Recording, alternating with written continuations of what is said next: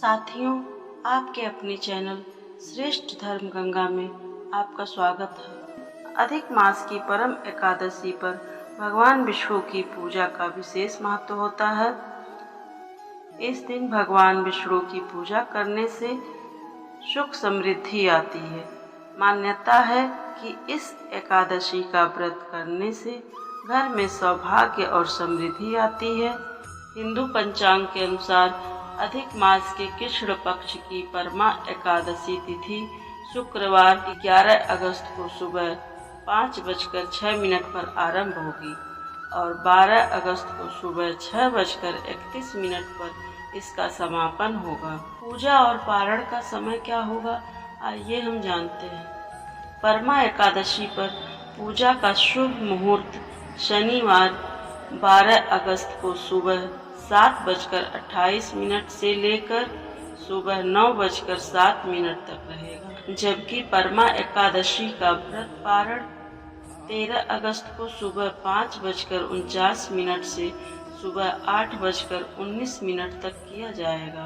अधिक मास को जोड़ करके वर्ष में 26 एकादशियां होती हैं। अधिक मास में 2 एकादशी होती है। शुक्ल पक्ष में पड़ने वाली एकादशी को पद्मिनी एकादशी कहते हैं और कृष्ण पक्ष में पड़ने वाली एकादशी को परमा एकादशी कहते हैं। परमा एकादशी व्रत विधि पूर्वक करने से सभी पाप नष्ट हो जाते हैं तथा साधक को इस लोक में सुख तथा परलोक में सद्गति प्राप्त होती है। एकादशी की पावन कथा ध्यान पूर्वक श्रवण करिए, इसे बीच में अधूरा मत छोड़िएगा। एक नगर में एक सुमेध नामक अत्यंत धर्मात्मा ब्राह्मण रहता था। ब्राह्मण की पत्नी पतिव्रता थी। वह दंपति अत्यंत दरिद्रता का जीवन व्यतीत कर रहे थे। ब्राह्मण को भिक्षा मांगने पर भी भिक्षा नहीं मिलती थी। उसके बाद भी ब्राह्मण की पत्नी अपने पति की सेवा करती थी तथा अतिथियों को अन्न देकर स्वयं भूखी रह जाती थी। दोनों पति पत्नी निर्धनता का जीवन व्यतीत कर रहे थे। एक दिन ब्राह्मण अपनी स्त्री से बोला, मैं जब धनवानों से धन की याचना करता हूँ तो वह मुझे धन देने से मना कर देते हैं।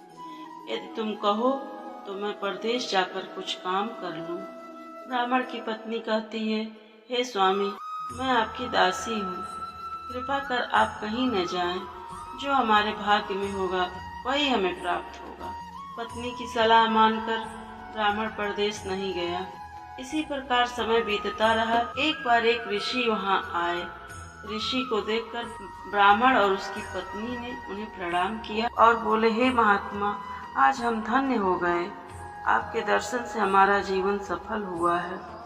भोजन देने के बाद पतिव्रता ब्राह्मणी ने कहा, हे महात्मा, कृपा कर आप मुझे दरिद्रता का नाश करने की विधि बतलाइए। मैंने अपने पति को परदेश में जाकर धन कमाने से रोका है। आप हमारी दरिद्रता को नष्ट करने का कोई उपाय बताइए। ब्राह्मणी की बात सुन महात्मा बोले, हे ब्राह्मणी, अधिक मास की कृष्ण पक्ष की परमा एकादशी के व्रत से सभी पाप, दुख और दरिद्रता नष्ट हो जाते हैं। जो मनुष्य इस व्रत को करता है उसे धन धान्य की कोई कमी नहीं रहती। उसका जीवन सुख व्यतीत होने लगता है। यह एकादशी धन वैभव देती है तथा पापों का नाश कर उत्तम गति भी प्रदान करने वाली होती है। धन के स्वामी कुबेर ने भी इस एकादशी व्रत का पालन किया था, जिससे प्रसन्न होकर भगवान भोलेनाथ ने उन्हें धनाध्यक्ष का पद प्रदान किया। इसी व्रत के प्रभाव से सत्यवादी राजा हरिश्चंद्र को पुत्र, स्त्री और राज्य की प्राप्ति हुई थी। महात्मा ने कहा, हे ब्राह्मणी, पंचरात्रि व्रत इससे भी ज्यादा उत्तम है।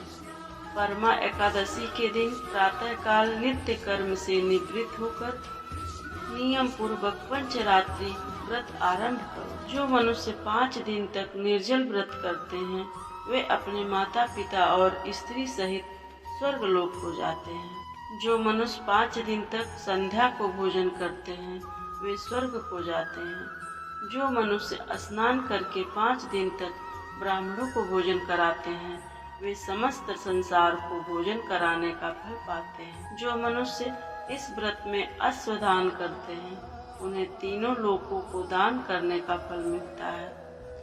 जो मनुष्य उत्तम ब्राह्मण को तिल दान करते हैं, वे तिल की संख्या के बराबर वर्षों तक विष्णु लोक में वास करते हैं। हे ब्राह्मणी, तुम अपने पति के साथ इसी व्रत को नियम पूर्वक करो। महात्मा के कहने पर ब्राह्मण और उसकी पत्नी ने परमा एकादशी का 5 दिन तक व्रत किया। व्रत पूर्ण होने पर ब्राह्मण की स्त्री ने एक राजकुमार को अपने यहाँ आते देखा। राजकुमार ने विष्णु जी की प्रेरणा से एक सुंदर घर, जो कि सब वस्तुओं से परिपूर्ण था, उन्हें रहने के लिए दिया। राजकुमार ने आजीविका के लिए एक गांव दिया। इस प्रकार ब्राह्मण और उसकी स्त्री की गरीबी दूर हो गई और पृथ्वी पर सुख भोगने के पश्चात वे पति पत्नी श्री विष्णु के उत्तम लोक को प्रस्थान कर गए। हे प्रभु, जैसे आपने उस ब्राह्मण और ब्राह्मणी के दिन फेरे, उसी प्रकार इस कथा को कहने वाले, सुनने वाले और हुंकार भरने वाले के दिन अवश्य फेरिएगा। सभी भक्तों बोलिए प्रेम से श्री हरि विष्णु की जय। साथियों, अगर आपको हमारी यह कथा अच्छी लगी हो तो हमारे चैनल को सब्सक्राइब करें, लाइक करें और कमेंट में जय माँ लक्ष्मी अवश्य लिखें। धन्यवाद।